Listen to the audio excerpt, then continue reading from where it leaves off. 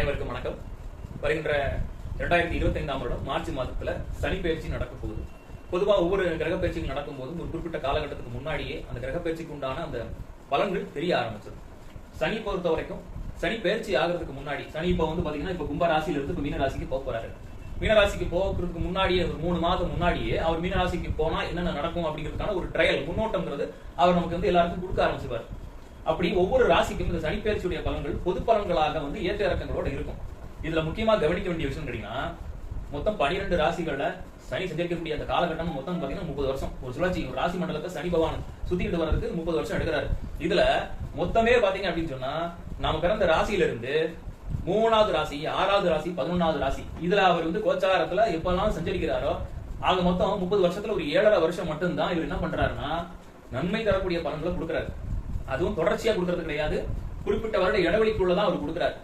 நம்ம பிறந்த ராசியில இருந்து 3, 6, 11வது ராசிகள்ல கோச்சாரத்துல சனி எப்பெல்லாம் சஞ்சரிக்குதோ அப்ப மட்டும்தான் சனினால நல்லது நடக்கும் அப்படிங்கிறதுக்கான பொது பலன் சொல்லப்படும்.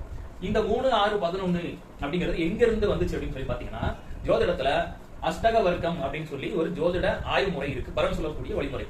அந்த அடிப்படையில தான் சனி கிரகத்துக்கு மட்டும் கிடையாது, மற்ற 7 கிரகங்களுக்கும், சூரியன் முதல் சனி வரை உள்ள 7 கிரகங்களுக்கும் அஷ்டக வர்க்க முறையில தான் கோச்சாரத்துல நம்ம பிறந்த ராசியில இருந்து இந்த ராசிகளை சஞ்சரிக்கும் போது சுபபலன் தரும் அப்படிங்கிறது தீர்மானிக்கப்பட்டிருக்கு. அப்போ அஷ்டவர்க்க முறை தான் கோச்சார பலனுடைய சூட்சமான வழிமுறையா இருந்திருக்குங்கிறத நீங்க புரிஞ்சுக்கணும். சரி, இப்போ நம்ம விஷயத்துக்குள்ள வருவோம். இப்போ கும்பராசில இருந்து மீனராசிக்கு போகக்கூடிய இந்த சனினால உங்களுக்கு எந்த அளவுக்கு நல்லது நடக்க வாய்ப்பு இருக்கு, எந்த அளவுக்கு கெடுபலன்கள் நடக்க வாய்ப்பு இருக்குங்கிறத நீங்க தெளிவா தெரிஞ்சுக்கிட்டீங்கன்னா இந்த சனி பயிற்சியை பற்றி உள்ள எதிர்பார்ப்புகளை நீங்க என்ன பண்ணிக்கலாம், தெளிவுபடுத்தலாம். உங்களுக்கு ஒருவேளை நல்லது நடக்குங்கிற ஒரு பலன் சொல்லப்பட்டுச்சுன்னா நீங்க அந்த நல்லது எவ்வளவு தூரம் நடக்கும், எந்த சதவீதத்துக்கு கிடைக்கும் அப்படிங்கிற எதிர்பார்ப்பை நீங்க தெளிவுபடுத்திக்கலாம். ஒருவேளை இப்ப உங்களுக்கு சனி பயிற்சி சரியில்லாம இருக்கு, கெடுதலான பலன்கள் சொல்லப்படுதுன்னு சொன்னா அந்த கெடுபலனும் 100% நடந்துருமா இல்ல 50% தான் நடக்குமா அப்படிங்கிறத இந்த அஷ்டகவர்க்க ஜோதிட முறைக்குள்ள நீங்க ஆய்வுபடுத்தினா தெரிஞ்சுக்கலாம்.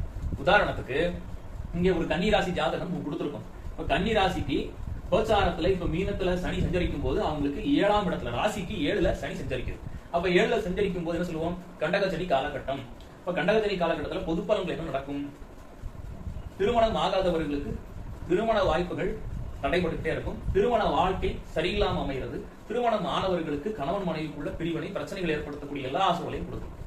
நீங்கள் கன்னிராசியில பிறந்த ஒரு ஆணாக இருந்தால் உங்களுடைய மனைவிக்கு உடல்நலக்குறைவோ மனைவியுடன் ஏற்றத்தாழ்வுகளையோ அந்த பிரச்சனைகளை இந்த சனி பகவான் ஏற்படுத்த வாய்ப்பு இருக்கு. நீங்கள் ஒரு பெண்ணாக இருந்தால் உங்களுடைய கணவருக்கு உடல்நல பாதிப்பை கொடுக்கறதுக்கு, கணவருக்கு உங்களுக்கும் இடையில கருத்து வேறுபாடுகள் முரண்பாடுகளை ஏற்றத்தாழ்வுகளை கொடுத்திருக்கும் இந்த சனி காரணமாக இருந்து கண்டகச்சனி பலனை கொடுக்கறதுக்கு வாய்ப்பு. சரி, இப்ப உண்மையிலேயே கன்னிராசியில பிறந்த எல்லாருக்கும் இந்த கண்டகச்சனி காலகட்டம் 2.5 வருஷம் வரப்போகுது. இது எந்த அளவுக்கு பாதிப்பை கொடுக்கும் பாத்தீங்கன்னா, உங்களுடைய சுய ஜாதகத்தை பொறுத்துதான் இந்த கன்னிராசிக்கு கண்டகச்சனியுடைய பலன்கள் எந்த அளவுக்கு நடக்குங்கிறத நம்ம கணிச்சு சொல்ல முடியும். இதற்கு உங்க ஜாதகத்துல, தனிப்பட்ட ஜாதகத்துல சனியுடைய அஷ்டவர்க்க அட்டவணைக்குள்ள போய் 12 ராசிகளுக்கும் சனினால கிடைத்த அஷ்டவர்க்க பரல்கள் அப்படின்னு சொல்லி கொடுத்திருப்பாங்க. ஒரு சில இடங்கள் 5, 6, 4, 3, 2, 7 வரைக்கும், சமயத்துல 8 வரைக்கும் அதிசயமா வர்றதுக்கு வாய்ப்பு இருக்கு. இந்த 5 மதிப்பெண் அப்படிங்கிறது என்னன்னு பாத்தீங்கன்னா, ஒவ்வொரு ராசியிலையும் சனி கொடுக்கக்கூடிய பரல் அடிப்படையில் இது சுப பரல்கள். அப்போ இந்த ஜாதக கட்டத்துல மீனராசியில சனி கொடுத்த பரல்கள் 5 சுப பரல்கள் இருக்குன்னு வச்சுக்குவோம். உதாரணத்துக்கு இந்த 5 சுபபலன் அப்படிங்கிறது நல்ல விஷயம் அப்படின்னு பார்த்தா, கண்டகச்சனி காலகட்டம் கன்னிராசிக்கு ஆரம்பிக்குது. இந்த ஜாதகருக்கு மீனத்துல 5 சுபபலன்கள் சனினால கிடைச்சிருக்கு அஷ்டவர்க்கத்துல. இப்ப அந்த 5மே சுபபலன் அப்படின்னு பாத்தீங்கன்னா முழுமையான சுபபலன் சொல்ல முடியாது. மொத்தம் ஒரு ராசிக்கு 8 மதிப்பெண் இருக்கு, 8க்கு 5 வாங்கி இருக்கிறார். அப்போ விடுபட்ட பலன் பாத்தீங்கன்னா 3 அசுப பலன் அங்க இருந்திருக்கு. இந்த 5ல 3 அசுப பலனை கழிச்சா மிச்சம் இருக்கிறது 2 தான். 2 சுப பலன் மிச்சம் ஆகுது. ஆக நல்லது கெட்டதை கழிச்சு மிச்சம் இருக்கிறது நல்லதா கெட்டதுன்னு பார்க்கும்போது நல்லது 2% இருக்கு, 2 பாயிண்ட் இருக்கு. அப்ப அந்த 2 மடங்கு சுபபலன் கன்னி ராசியில பிறந்த இந்த நபருக்கு மீனத்துல 5 பரல் கிடைச்சதுனால இவருக்கு கிடைக்குது. அப்ப கண்டகச்சனி காலகட்டத்துல இந்த நபருக்கு கண்டகச்சனிக்கு உண்டான கெடுபலன்கள் நடக்குமா அப்படின்னு கேட்டீங்கன்னா, கண்டிப்பாக கெடுபலன்கள் பெருமளவு நடக்காது. நம்ம என்ன சொன்னோம், கன்னி ராசியில பிறந்தவங்களுக்கு கண்டகச்சனி காலகட்டம் வருது, கணவன் மனைவிக்குள்ள பிரச்சனை அல்லது கணவனுக்கோ மனைவிக்கோ பாதிப்புகளை ஏற்படுத்தக்கூடிய வாய்ப்பு இருக்குன்னு நம்ம சொல்றோம். இந்த பாதிப்புகள் எல்லாம் கண்டிப்பாக சனியினுடைய இந்த சுபபலன் மிச்சமாக இருக்கிறதுனால 2 பாயிண்ட் கிடைச்சதுனால கண்டிப்பாக இந்த கண்டகச்சனி கன்னிராசிக்கு இந்த ஜாதகருக்கு பாதிக்காதுன்னு நம்பலாம். ஒருவேளை இதே ஜாதகத்துல, உங்க ஜாதகத்துல இப்ப மீனத்துல 4 பரல் தான் சனியுடைய அஷ்டவர்க்கத்துல இருக்குதுன்னு சொன்னா, அப்ப 4 நல்லது இருக்கு, 4 கெட்டது இருக்கு. அப்ப நல்லது கெட்டதும் 4க்கு நாள் சரியா போச்சு. அப்போ 8க்கு 4 அப்படிங்கிறது வந்து 4 நாள் சரியா போச்சு, ஒண்ணுமே இல்ல, நல்லதும் இல்ல கெட்டதும் இல்ல. உங்களுக்கு 4 மதிப்பெண் இருந்துச்சுன்னு சொன்னா இந்த கண்டகசனி காலகட்டம் உங்களுக்கு நல்ல பெரிய மாற்றங்களை கொடுக்கறதுக்கு ஏற்கனவே வாய்ப்பு இல்ல, கெடுபலனையும் பெரிதாக கொடுக்கறதுக்கு வாய்ப்பு இல்லை. அப்படிங்கும்போது நடுநிலையாக போயிடும். ஒரு ஏற்றத்தாழ்வு இல்லாம ஒரு நேர்கோட்டிலேயே இந்த கண்டகசனி காலகட்டம் கடந்து போயிடும். அப்ப நீங்க என்ன பண்ணலாம், கவலைப்படாம இருக்கலாம், பெரிய பாதிப்புகள் இருக்காதுன்னு நீங்க நம்பலாம். சரி, இது வந்து அஷ்டவர்க்க ஜோதிட முறையில பலன் பார்க்கறதுக்கான வழிமுறை.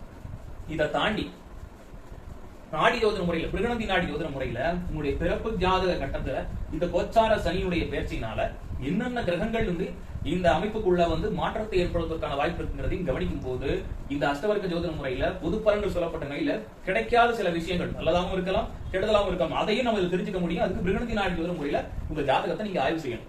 இப்ப உதாரணத்துக்கு இந்த ஜாதகத்துல பிறப்பு கால ஜாதக கட்டம் கொடுத்திருக்கும். கோச்சார சனி மீனத்துல இருக்கு, பிறக்கும் போதும் இந்த ஜாதகத்துக்கு மீனத்திலே சனி இருக்கிறது. அப்ப என்ன நடக்குதுன்னா, கோச்சார சனி பிறப்பு கால சனி மீது இப்ப பயணிக்கக்கூடிய காலகட்டம் இப்ப இவருக்கு நடக்கும்.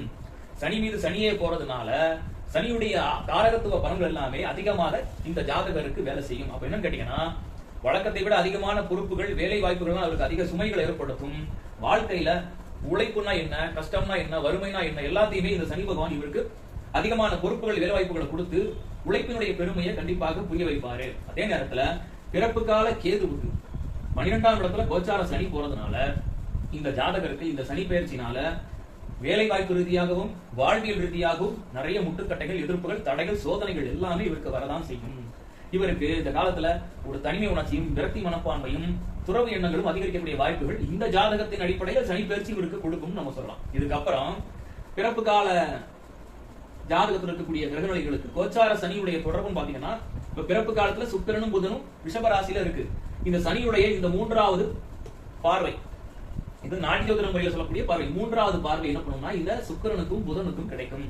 சனி தன்னுடைய காரகத்துவ பலன்களை சுக்கிரன் மீதும் புதன் மீதும் செயல்படுத்துறதுனால இவருக்கு சுக்கிர காரகத்துவங்கள் ஏதாவது ஒரு நல்ல மாற்றங்கள், வீடு, வாகனம், திருமணம் உள்ளிட்ட சுப பலன்கள் எல்லாமே கட்டாயமாக நடக்கும். சனி கொடுக்கிற பலன் எல்லாமே கர்ம பலன், நல்லா புரிஞ்சுக்கணும். சனி கொடுக்கிற பலன் எல்லாமே கர்ம வினையுடைய பலன்களை, நல்லதோ கெட்டதோ அதை அவர் அனுபவிக்கக்கூடிய வாய்ப்புகள் அவரை தேடி வரும். அப்ப இவர் விரும்பினாலும் விரும்பாவிட்டாலும் சுக்கிர சம்பத்துகளை இந்த மீனராசியில் செய்யக்கூடிய சனி இவருக்கு கண்டிப்பாக கொடுப்பார்னு எதிர்பார்க்கலாம். அடுத்தது இதே ஜாதகத்துல இங்க இருக்கக்கூடிய இந்த கோச்சார சனி பிறப்பு காலத்தில் இருக்கக்கூடிய 7ஆம் பாவத்துல, அதாவது இங்க இருந்து 7வது ராசியில் இருக்கக்கூடிய இவருடைய ராசியை பார்க்கிறாரு. அப்ப கன்னி ராசியில இந்த ஜாதகர் பிறந்திருந்து இவருக்கு இப்ப கோச்சாரத்துல வரக்கூடிய இந்த சனியினுடைய இந்த பார்வை பலன் இந்த சந்திரன் மேல விழுறதுனால சந்திரனுக்கு உண்டான காரகத்துவ பலன்கள் எல்லாமே சனியினால பாதிக்கப்படும். அப்ப சந்திரன் சொல்லக்கூடியது என்ன, நம்முடைய உடல், அடுத்தது மனம், அடுத்து உறவு முறையின் அடிப்படையில தாய்ங்கிற உறவு முறை, மூத்த உடன்பிறப்பு அப்படிங்கிற உறவு முறை எல்லாம் இதுல வருது. அப்படின்னா இந்த கோச்சார சனியினுடைய மீனராசி சஞ்சார காலகட்டம் இவருடைய உடலுக்கும் மனதுக்கும் சஞ்சலத்தை, குழப்பத்தை, ஆரோக்கிய கெடுதல் ஏற்படுறதுக்கு வாய்ப்பு இருக்கு.